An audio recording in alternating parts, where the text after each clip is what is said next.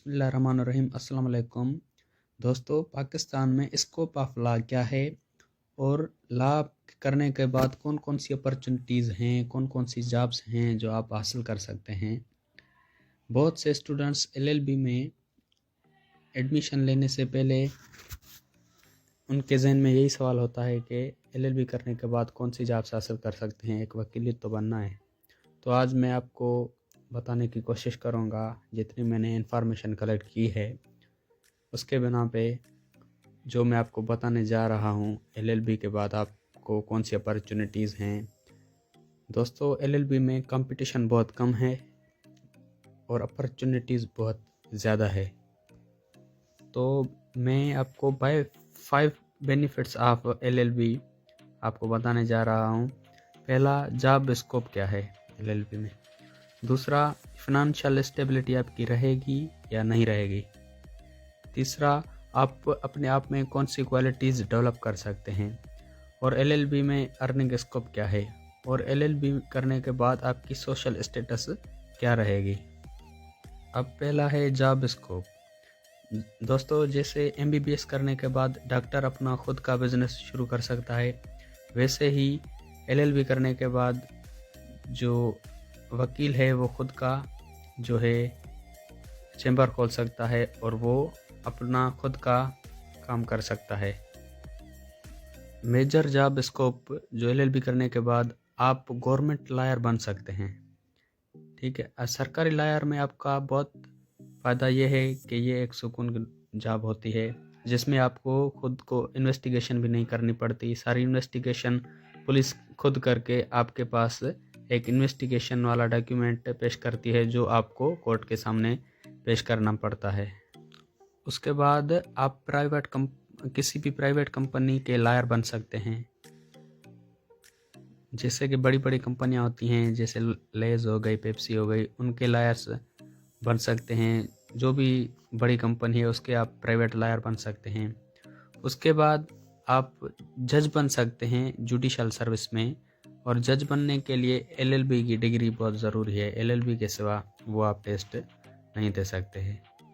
उसके बाद आप एडवोकेट बन सकते हैं, जो आपको पहले तो बार काउंसिल का एक एग्ज़ाम पास करना होगा और एग्ज़ाम पास करने के बाद आप एडवोकेट बन सकते हैं और अपना खुद का लॉ फर्म खोल सकते हैं, खुद की प्रैक्टिस शुरू कर सकते हैं और आप मुख्तलिफ जॉब्स के लिए अप्लाई कर सकते हैं।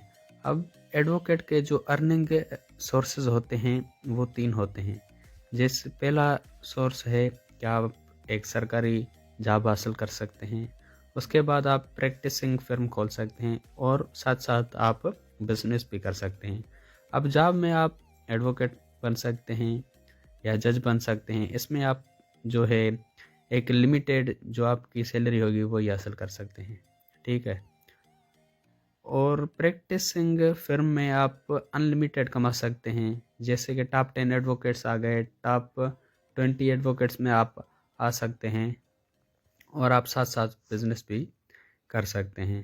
लेकिन जो गवर्नमेंट आप लॉयर बनते हैं या एडवोकेट बनते हैं या जो जज बन सकते हैं, तो आपकी जो है लिमिटेड रिसोर्सेज होंगे और आप वहाँ बाउंड होंगे।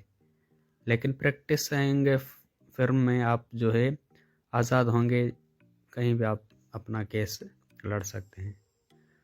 दूसरी जो डिग्रीज होती हैं वहाँ आपको सिर्फ दो ही चांसेस होते हैं, या तो आप सिर्फ जॉब कर सकते हैं या बिजनेस कर सकते हैं।